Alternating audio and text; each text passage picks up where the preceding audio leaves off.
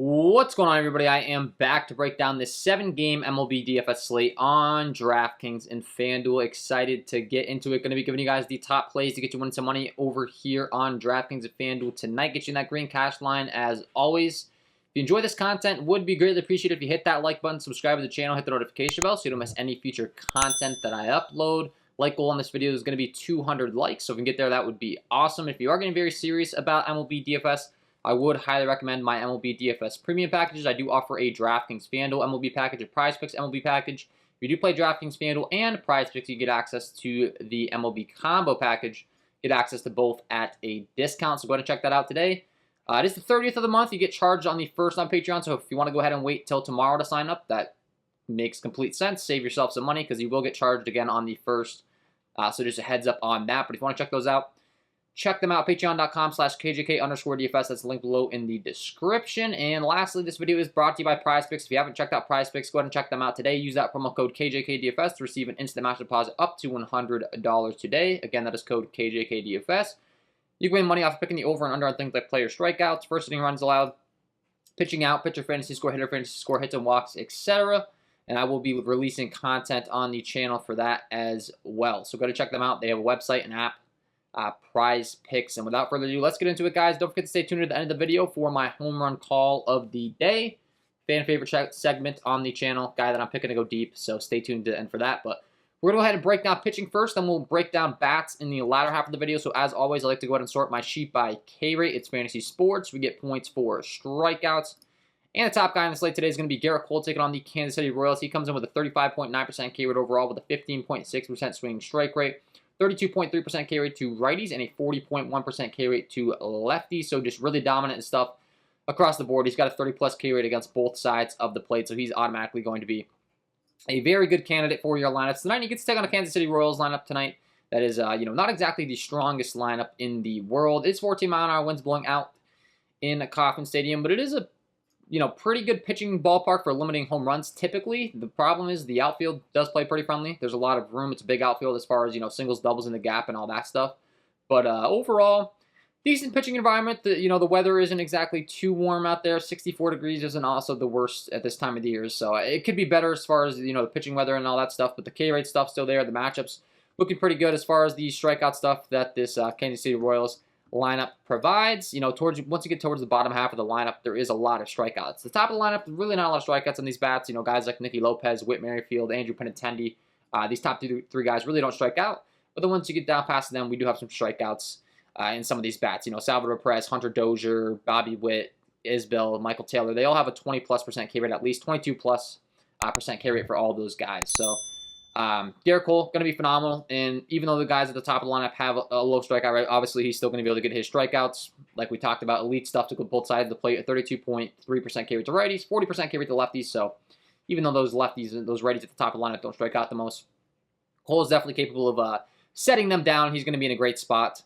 But we do have two other pitchers at the top as well in some really good spots. Next is going to be Clayton Kershaw taking on the Detroit Tigers. You could argue an even better matchup here, taking on the Tigers with a 28.3% K rate.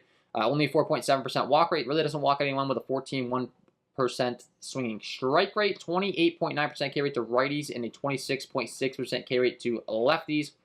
And the ground ball, fly ball stuff, the slugging to both sides is really good. And then, like I said, the matchup against Detroit, one of the best matchups in the league. They only have a 2.61 implied run total. It's in Dodger Stadium. He's a 348 favorite, so expected to win very easily here. And we know the Dodgers are most likely going to provide him with lots of run support, so that's obviously going to make us feel even better. We want him to go 6 innings, get that quality start, get the strikeouts. Depending upon the website you play on FanDuel, you're really looking for that quality start, that win. DraftKings, obviously, you get the negative points for the hits, and the win is much more important over there on DraftKings. But regardless, matching up really good here. And then when you look at the lineup up and down as far as Detroit's concerned and their strikeout rates, lots of strikeouts to be had throughout the entire lineup. Really only one guy in the lineup with a below a 20% K rate, and that is Robbie Grossman in the 2-hole. But other than that, every single guy in this lineup has a 20+% K rate. So going to be a really good matchup for Clayton Kershaw. He's certainly going to stand out. And then next on the list, we have Nathan Eovaldi taking on the Baltimore Orioles. Once again, fantastic pitcher and a fantastic matchup with a 25.2% K rate overall, 23.8% K rate to righties, and a 26.8% K rate to lefties. Really only gets himself in trouble with some hard contact issues. The nature of his pitching. He'll come at you right at you with the fastball. but he does throw some gas, 97 around there. And the fact of the matter is, you can't ask for a much better matchup taking on this Orioles squad. He is a 176 favorite in Baltimore. So, not the best pitching ballpark in the world, but at the same time, it's a Baltimore Orioles. We love targeting this lineup. It's going to be, for sure, a guy you're going to want to be getting some exposure to in your lineups tonight. And once again, very similar to the Royals lineup, kind of, where there's only 2 guys at the top of the lineup with low strikeout rates, and then once you get down past them, you're looking at a 22+% K rate to the rest of the lineup. So Cedric Mullins, Anthony Santander with only a 17-18% K rate at the 1 and 2 spot. But then once you get down past them, lots of strikeouts to be had. So 3 top-tier pitchers right off the bat that we talked about that you could definitely be looking to in your lineups. And, depending upon the bats you want to fit in, you could be able to kind of go to different price ranges depending upon the site you're playing on, looking at the price tags as far as where they're priced on DraftKings. Kershaw, 10.3, Garrett Cole, 10K. Eovaldi, you get a nice discount at 8.7, so if you wanted to go down to him for that discount, obviously you need an SP1, SP2 on DraftKings, so there's a high likelihood you might want to play 2 of these guys today.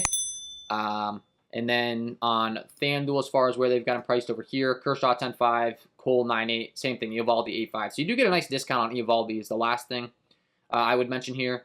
And he is in a fantastic spot, so definitely like him today.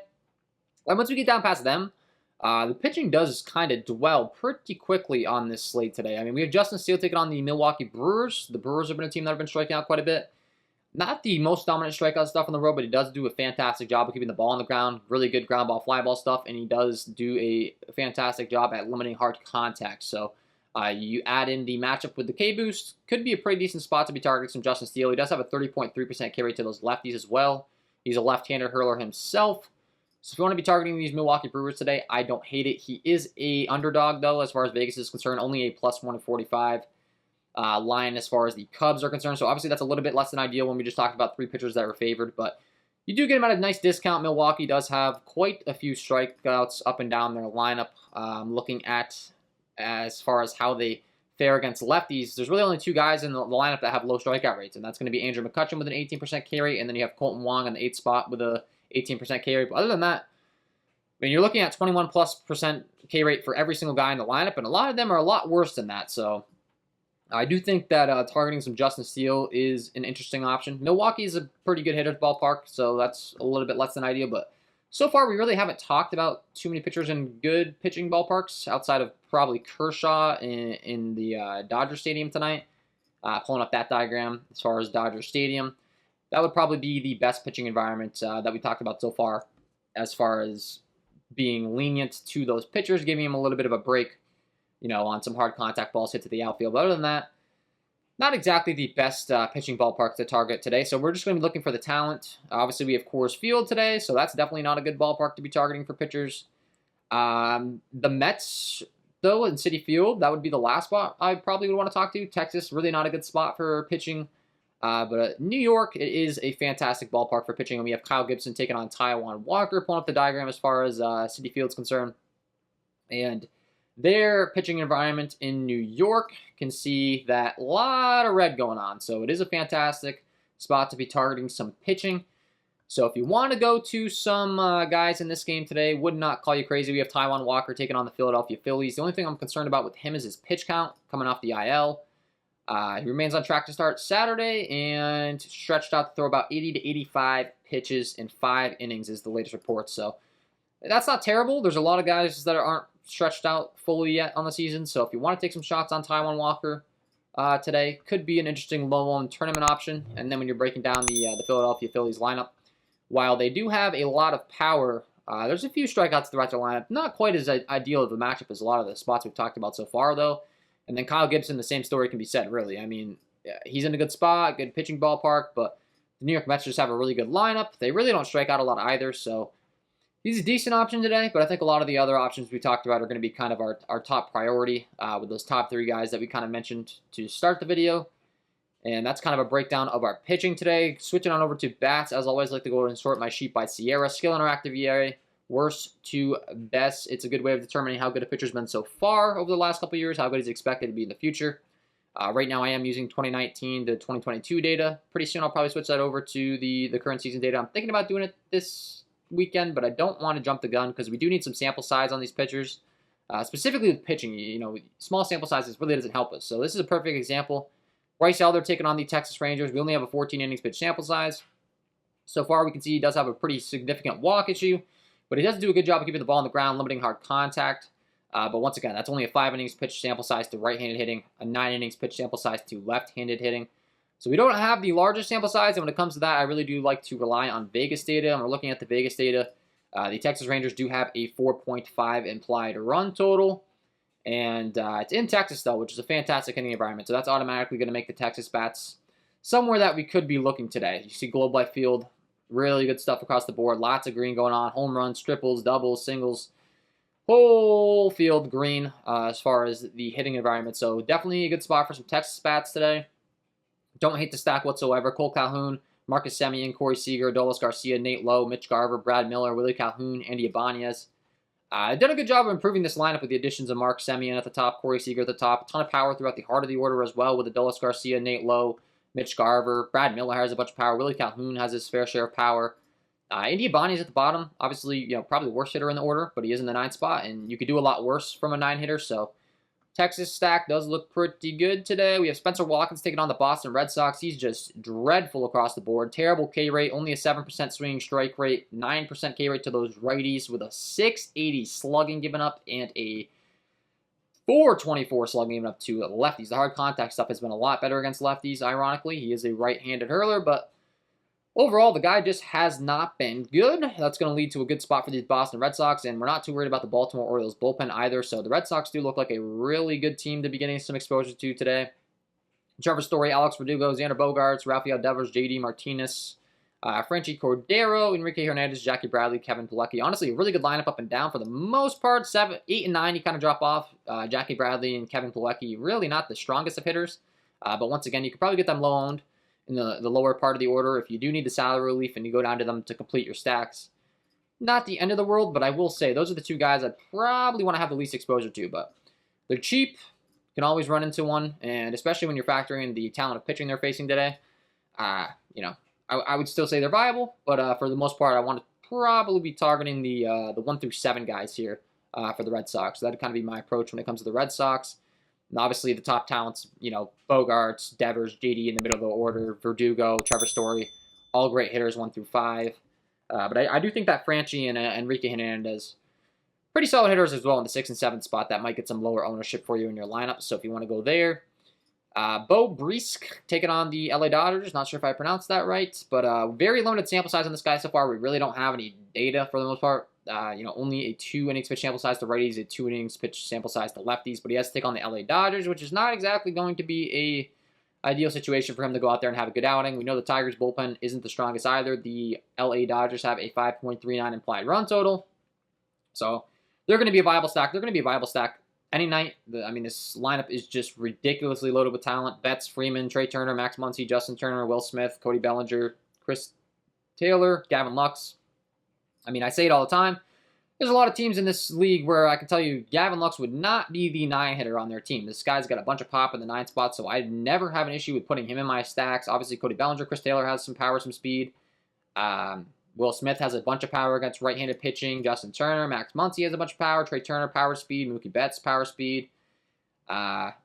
Just a fantastic lineup up and down. Obviously, Freddie Freeman, very talented hitter. So the fantastic thing about the Dodgers stack is you can stack the top of the lineup. You can stack the bottom of the lineup depending upon the pitching you're going with, the salary you have left over. And I feel good about it no matter what. Just getting exposure to this lineup is going to treat you well throughout the season.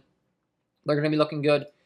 New York Yankees taking on Carlos Hernandez. They're one of the hottest teams in the league right now, and they should stay hot tonight against Carlos Hernandez. Really bad stuff across the board. He gives up a 35.2% hard contact rate. Really doesn't strike anyone out. He has a bit of a walk issue. He gives up a 432 slugging to righties, a 360 slugging to lefties, so he's actually a little bit better against those lefties when it comes to hard contact and slugging and stuff. But overall, I'm just really not concerned about the Yankees having an issue here. They have a 4.49 implied run total. There's 14-mile-an-hour winds blowing out to right center. That's obviously going to help the bats in this hitting environment. So DJ LeMahieu, Aaron Judge, Rizzo, Stanton, Donaldson, Aaron Hicks, Joey Gallo, Kenner Fafella, Higashioka. Similar to the Dodgers, this is once again a lineup that I feel comfortable stacking at the bottom of the lineup. I feel comfortable stacking up the top of the lineup.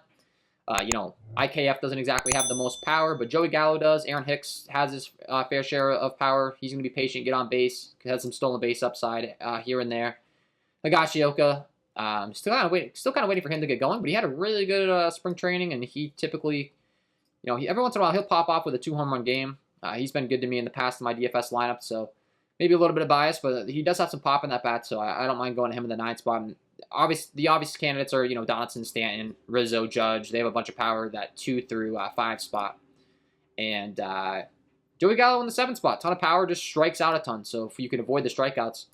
And we talked about Carlos Hernandez. He does only have a 17.4% K rate to those lefties, so that's really what I'm looking for when I'm targeting Joey Gallo. I really want to be targeting him against low strikeout pitchers, and he gets one tonight against Carlos Hernandez, so the Yankee stack does look pretty good. Chad Kuhl taking on the Cincinnati Reds. It is in Coors Field, so automatically, best hitting environment in baseball. Problem is the hitting weather is really not the greatest. It's only 65 degrees. There's 10-mile-an-hour winds blowing kind of in from right center field, a little bit right to left across the field, so it could definitely be a lot better hitting weather, but Chad Kuhl is a guy we've been picking on for years in DFS as far as targeting him, and most notably the left-handed hitting against him. He does only give up a 380 slugging to righties for the most part, but lefties he's struggled for years. Only a 22.5% K rate. He gives up a 416 slugging, 35.8% hard contact rate. I always love targeting Chad Kuhl with left-handed hitting, so that's where I'm going to be looking to in this Reds lineup. Tyler Naquin, Joey Votto, Mike Moustakas, Colin Moran. Those are some pretty nice left-handed bats in Coors Field that are also priced pretty friendly, specifically over here on FanDuel. So there are definitely some targets. You can obviously round out your stacks with Jonathan India, Tommy Pham, Kyle Farmer, Nick Senzel. Those are all good hitters. They're on the road. They get the guaranteed 9th inning at bat. They're in Coors Field. Like I said, it's a really great place to be hitting. It could be a little bit better for hitting weather, though. I mean, this isn't exactly the Coors Field we're going to see in the summer, so just kind of take that with a grain of salt. But still, it's Coors Field. The outfield's gigantic. It's really good for home runs. Probably not as good as for home runs as some people think this early in the year, though. So just keep that in mind, but still going to be great. I just always, if there's any downside to Coors, it's typically there's some high ownership, so I try to get off it if at all possible, and there's definitely some other spots we've talked about where you can get off Coors Field tonight. So for me, depending upon kind of what the talk is throughout the day, if everyone's going to be on the Reds and the Rockies, I might go other places. If not, you can probably get them low owned. And take advantage. I just doubt you're going to get them owned. It's Coors Field. That very rarely happens, but just food for thought, I guess you could say. Justin Steele taking on the Milwaukee Brewers. We talked about him. Ground ball, fly ball stuff's good, and hard contact stuff's really good. So I really don't want to be targeting him with a Milwaukee stack today. Maybe Milwaukee goes out there and scores 4 or 5 runs, but I doubt they do it via the long ball. So for me, I'm just probably not going to have that much interest in their stack, to be honest. So they're probably a pass for me. I do have some interest in the other side of this game, though. Chicago taking on Eric Lauer. He has some really bad hard contact issues, specifically against right-handed hitting. He has the worst hard contact on the slate, 38.5% hard contact rate. Gives up a 390 slugging to righties with a 39.7% hard contact rate. Really bad ground ball, fly ball stuff as well, so the ball's going to be hitting the air early and often. So kind of everything you're looking for against a pitcher when you want to stack against him. And the Cubbies do have some guys that rake left-handed pitching. Seiya Suzuki, Patrick Wisdom, Wilson Contreras, Frank Schwindel, Jonathan Villar's a switch hitter. Magical's more of a contact speed guy. You can round out your stacks with Nico Horner and Ian Happ. But, the heart of this order really does mash lefties. So Schwindel, Contreras, Wisdom, Suzuki, Hermoso at the top of the order. They only have a 3.28 implied run total. So you might get them lower owned than some of these other stacks. So I wouldn't mind going to the Cubs tonight. Lauer has been better. Once again, this is the last 2 years' data, so once we refresh the data, he might be looking a little bit better, but I do like to look at a larger sample size when it comes to pitchers. Obviously, they can improve, they can make adjustments, but for me, you look at the last 2 years' data, Lauer has really had some bad hard contact issues. So I'm willing to take some risks on some Cubs stacks, especially if they're going to be low. For me, that does stand out. Taijuan Walker taking on the Philadelphia Phillies. He's kind of a hit-or-miss guy. Pretty consistent across the board, kind of, evenly.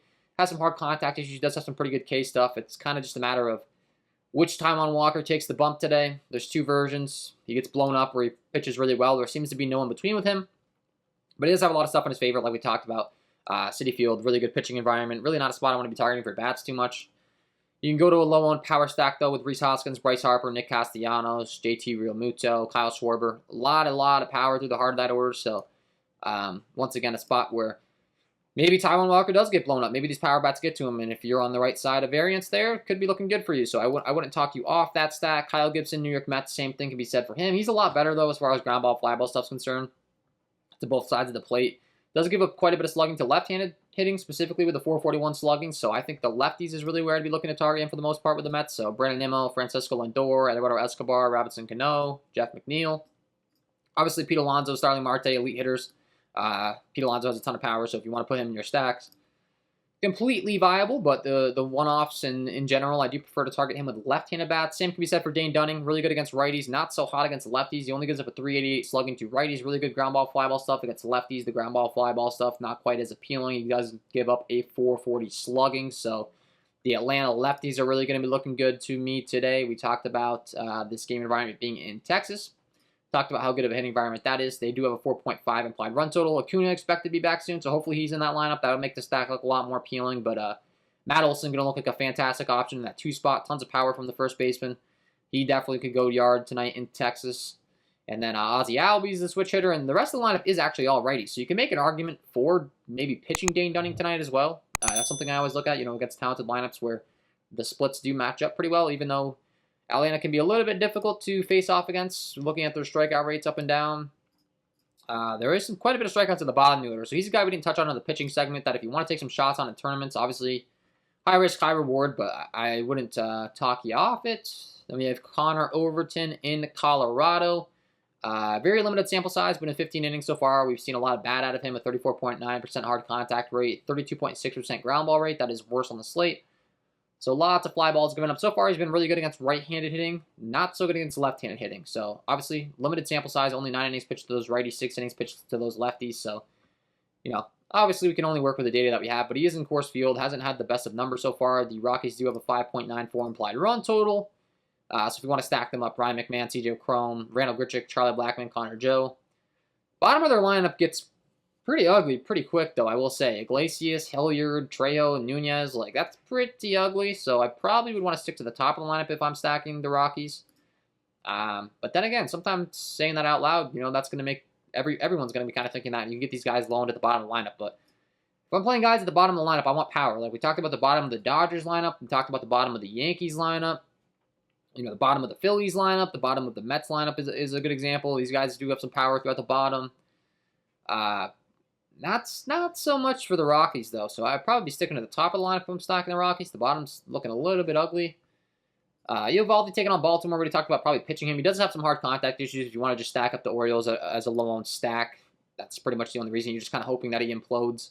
It does look really good on paper. I'm probably going to be leaning towards, not playing the Orioles, but does have hard contact issues from time to time. Maybe he blows up this game, so that's just another stack to throw in there. And then Kershaw against the Tigers. I think you're getting too cute if you stack the Tigers. Kershaw's just really good ground ball, fly ball stuff, good K rate stuff. And then as far as Garrett Cole is concerned, he does struggle more so against those left-handed power bats. So if you're looking to stack against him, get some low-owned bats in your tournament lineups for the Royals, I'd probably be looking to go to the left-handed bats. But in general, you're just looking for power. So, Salvador Perez would be the number 1 candidate in the 4 spot, even though he does hit from the right-handed side of the plate. By far has the top power in the lineup. So, maybe he takes Garrett Cole deep tonight. Definitely could see it happening because while Cole does have that strikeout stuff, he does go right at hitters, and from time to time he will get burned with some bombs given up. So wouldn't hate going with a Salvador Perez one-off. Benintendi, Whit Merrifield, some one-offs in there. Hunter Dozier has power from the right-hand side of the plate. Bobby Witt is a top prospect. Michael Taylor's a guy that's treated me well in the past for DFS because he's always cheap. He's at the bottom of the lineup. He does have some power and speed. He will strike out a lot, but here and there he'll get into one. So, just throwing it out there if you want to go against Cole. Obviously, he's not the top pitcher we really want to be targeting, but that is my overall breakdown of this slate today, guys. Before I let you go, of course, as always, I got to give you my home run call of the day. If you enjoyed the content, it would be greatly appreciated if you hit that like button, subscribe to the channel, hit the notification bell so you don't miss any future content that I upload. Check out the premium content, patreon.com/KJK_DFS. That's linked below in the description.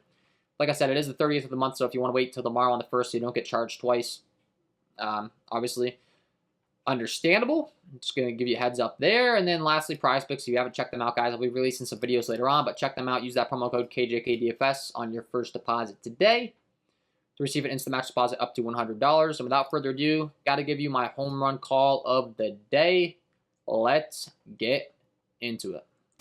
And my home run call of the day today is going to be Trevor Story taking on Spencer Watkins. We had mentioned his hard contact issues across the board, especially against right-handed hitting. Absolutely dreadful. Only a 9.6% K rate to those righties with a 43.3% fly ball rate, a 450 WOBA, 40.3% hard contact rate, and a 680 slugging. Terrible numbers against right-handed hitting. Then when you look at what he goes to, really reliant on the fastball curveball combination. On average, you're looking at about a 90-92 mile an hour fastball. Against right-handed hitting, Trevor Story features a 500 ISO with a 395 WOBA against that pitch.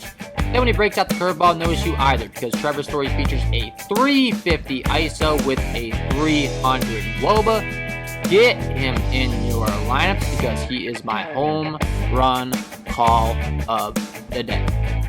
So there, guys, Trevor Story, get him in your lineups, and that is all from me in this one. Hopefully you enjoyed. If you did, hit that like button, subscribe to the channel, hit the notification bell on your way out the door. Wishing you guys all the best of luck tonight, and we will see you in the next one.